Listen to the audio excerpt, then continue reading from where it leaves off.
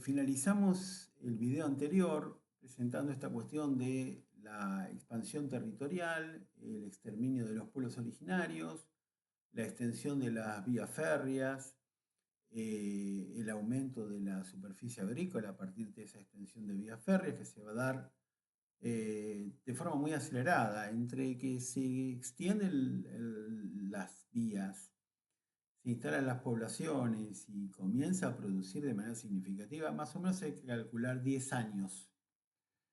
Durante este tiempo, el Estado argentino tiene la responsabilidad, asume la responsabilidad de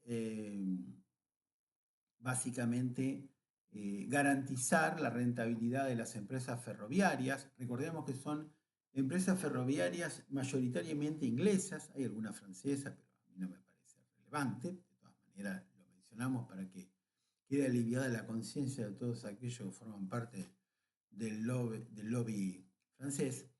La mayoría de los ferrocarriles se construyen con capital privado inglés que se financia en la Bolsa de Londres, ya sea con acciones o con obligaciones negociables,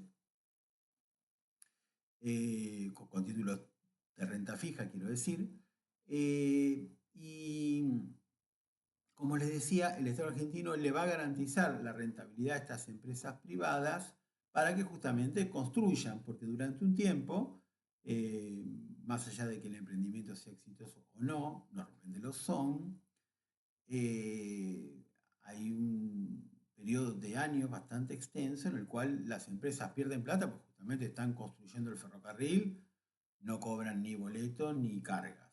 Se instala la estación ferroviaria, no cobran ni boletos ni cargas, hasta que no comienza a producir, a instalarse la población. Los flujos que transportan son insignificantes y no cubren el gasto de todo lo que están invirtiendo. En ese periodo el Estado argentino se compromete a garantizar la rentabilidad. Se habla de una cifra del 7% sobre el capital invertido, eso puede fluctuar, y también cuánto dura ese tipo de garantía o de concesión. Detrás de esto, por supuesto, que están los grupos interesados en la construcción de los ferrocarriles, que básicamente son los dueños de las tierras, los grandes latifundistas, y estos grupos latifundistas a su vez son los que controlan el aparato estatal, así que es bastante razonable que con fondos estatales se subsidie a empresas privadas extranjeras para que se tiendan ferrocarriles. Cada vez que se extendía un ramal ferroviario, cada vez que un ferrocarril, un ramal ferroviario pasaba de manera cercana a las tierras, esto implicaba su valorización por 10, por 20 o por 50 su valor original, porque una tierra sin ferrocarril no vale nada, porque no es explotable, y una tierra con ferrocarril, como yo les mencioné, vale muchísimo más. Por eso es bastante razonable, obvio y quizás hasta torpe explicar que los dueños de las tierras quieren que se construyan ferrocarriles, los dueños de las tierras controlan el Estado con las rentas que obtiene de impuestos que cobra a toda la población, subsidia a los ferrocarriles ingleses con este pago de garantías, así se llama, garantía ferroviaria. Entonces, volviendo al tema de la tierra, ¿sí? Muy pocos propietarios, dueños de tierras. Acá hay varias discusiones que se superponen, algunas están vinculadas con la ética, en las cuales yo no voy a meterme porque creo que la economía y la ética son disciplinas que deberían tratarse con mucho respeto y mucho cuidado. ¿Sí? El tema de, ¿es justo que pocas personas tengan mucha tierra y muchas personas no tengan tierra? Evidentemente, no es justo. ¿Sí? Pero ya nos vamos a dar cuenta de que el mundo no es justo a lo largo de toda la cursada y, bueno, más allá de cuáles son los ideales, que espero que sean ideales de justicia y de igualdad social, como corresponden a gente mayoritariamente joven, lo cierto es que no es un tema que nosotros podamos solucionar y los historiadores contamos las cosas que pasan, si ustedes quieren, hacemos un asterisco y gritamos injusticia, injusticia, pero no más que eso. Y no voy a perder más tiempo en toda la cursada en detenerme en estos aspectos éticos. Lo cierto es que más allá de eso, ¿el latifundio argentino es eficiente o no es eficiente? Es una gran discusión. Hay algunos que argumentan, y hay dos grandes escuelas historiográficas. Aquellos que argumentan que el latifundio es eh, el resultado de la apropiación de una clase rentística, parasitaria, semejante a lo que sería un señor feudal, personas completamente improductivas que condenan a toda la sociedad al atraso y que hacen que únicamente se sirvan de la renta que le proporciona la tierra y que le regala el Estado, y a partir de ahí se dediquen a no hacer nada y a ser parásitos. Esa sería la idea. La otra es la que presenta a estos dueños de tierras como empresarios, como emprendedores, como innovadores, que incorporan tecnología, que al ser empresarios generan trabajo, generan empleo, mejores condiciones de vida y de esa manera es vista su posición de manera positiva. ¿Sí? En el primer sector podríamos citar a clásicos, aquellos que condenan a la clase terrateniente como parasitaria. Podemos citar a Odone, que escribió un artículo muy significativo hace muchos años sobre esto, y podríamos incluir a otros como Panettiere, José Panettiere. Del otro lado tenemos el clásico de Roberto Cortés Conde, El progreso argentino, que justamente elogia este tipo de expansión e inclusive sostiene que en la Argentina se da una reforma agraria natural, dado que al morir una persona una persona propietaria de grandes extensiones, su patrimonio se divide entre los hijos y después los hijos lo dividen entre los hijos, entonces se va dando una distribución más justa de la tierra en función de estas circunstancias. ¿Quién tiene razón? ¿Quién es el que justamente nos está diciendo la verdad? Bueno, claramente no lo sabemos. Es una cuestión que tiene que ver con las convicciones y con la ideología. Así que cada uno tiene que pensar al respecto lo que le parece mejor. En el libro no se sienta ninguna posición, que esto es lo importante, pues si no tendría que decirle. En el libro solamente se indica presencia del latifundio, cuestión polémica en la historiografía. ¿Sí?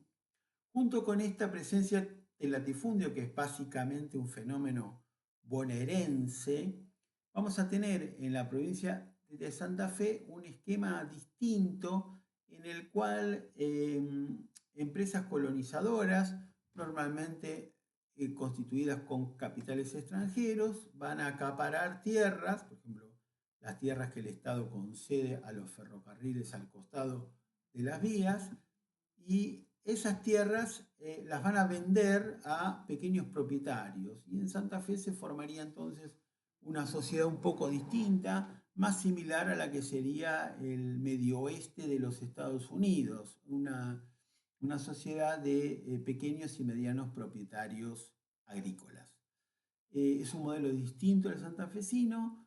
En los últimos años del siglo XIX, la producción cerealera de Santa Fe alcanzó niveles muy importantes. Con el tiempo va a ser más importante la explotación que se va a dar en la provincia de Buenos Aires, en la cual se van a combinar la explotación cerealera con la explotación ganadera, lo que se llama la estancia mixta, ¿sí? En las tierras más fértiles, en las tierras que sirven no solo para ganadería, sino también para agricultura, se va a dividir el campo en proporciones variables entre una parte, esto estoy hablando de provincia de Buenos Aires, ¿sí? No estoy hablando de los pequeños propietarios santafesinos. Vamos a tener una parte de la explotación que se dedica a la ganadería y otra parte que se dedica al cultivo de cereales. La parte de la ganadería es un emprendimiento que hace el dueño del campo como empresario y él es el que se encarga de contratar a los peones, el de administrar todas las cuestiones vinculadas con la actividad de cría de ganado. La otra parte, la cerealera, normalmente es una parte del campo que se alquilaba, es decir, un arrendatario, normalmente un inmigrante extranjero, alquilaba esta tierra y se dedicaba al cultivo de cereales.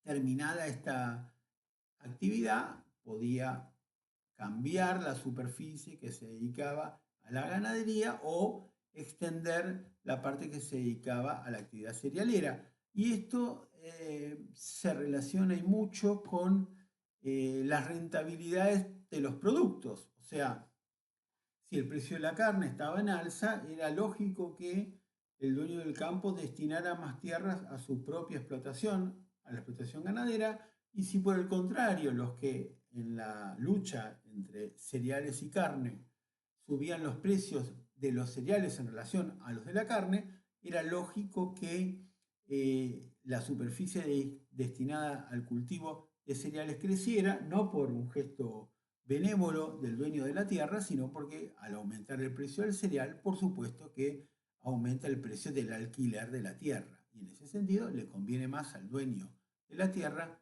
alquilarlo al inmigrante extranjero que va a cultivar cereales que dedicarse esas tierras a la propia explotación ganadera. Por eso es que las proporciones de cuánto se dedica a cereales y cuánto se dedica a la ganadería fluctúan, a eso se lo llama estancia mixta y es una creación de nuestra economía a finales del siglo XIX, ¿sí? Y es la que predomina en Buenos Aires.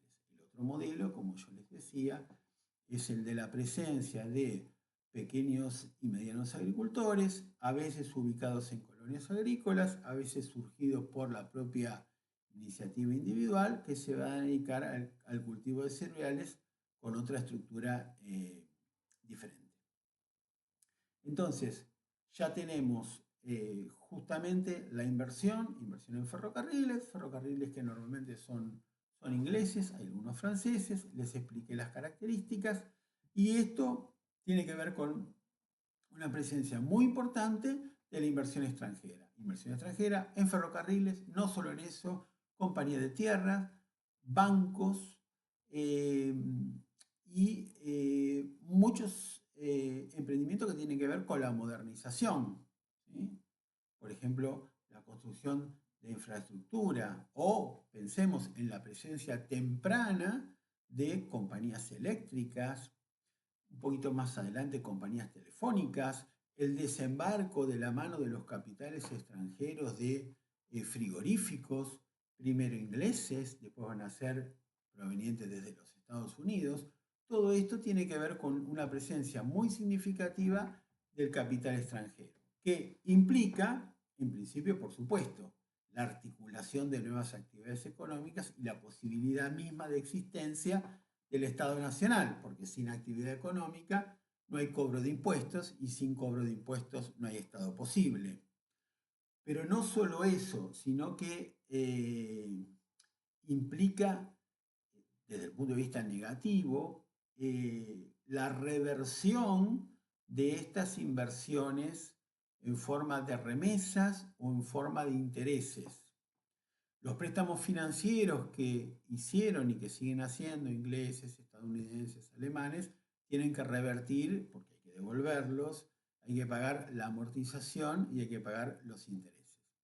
Y las empresas instaladas en la Argentina, de cualquier origen, siendo extranjeras, persiguen como propósito, obviamente, ganar dinero y esas ganancias tienen que remesarlas, tienen que enviarlas países de origen en moneda fuerte, normalmente en libra esterlina, y eso es justamente un problema que va a tener la Argentina durante mucho tiempo.